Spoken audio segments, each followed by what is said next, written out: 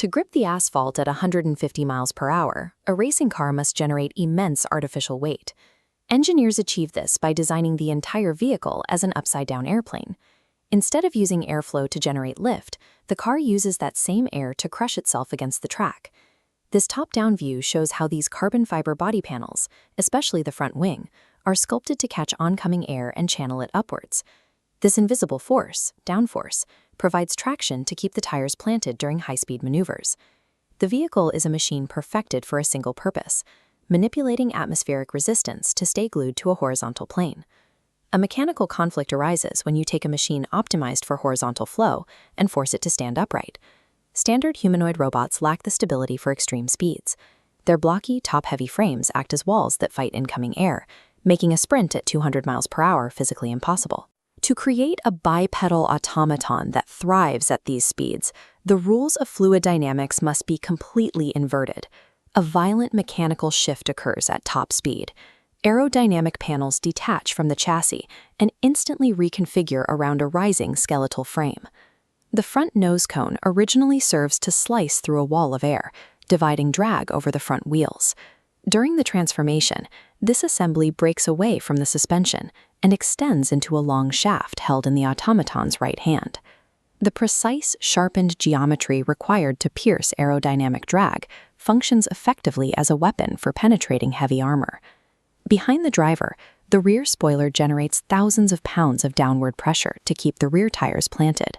As the machine stands, this spoiler splits and migrates to the outer ankles, forming a pair of aerodynamic wings.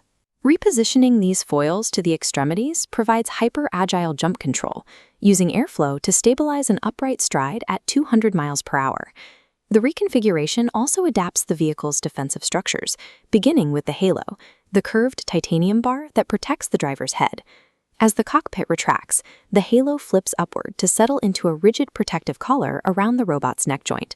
The carbon fiber body panels were initially shaped to ensure smooth, continuous airflow over the engine block.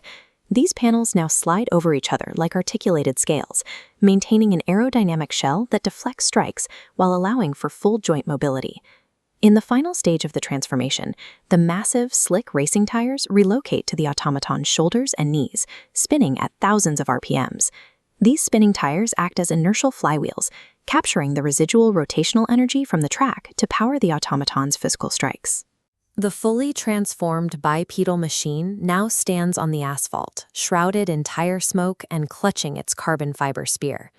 The horizontal racer has reorganized into a vertical warrior, every component now serving a lethal bipedal purpose. While we say form follows function, the automaton demonstrates that the physics of the track and the physics of the battlefield are surprisingly similar. Every titanium bracket and carbon fiber fin drafted to shave milliseconds off a lap time doubles as a specification for a mechanical combat suit. The engineering required to survive the physics of the track overlaps perfectly with the requirements of a high-speed hunter.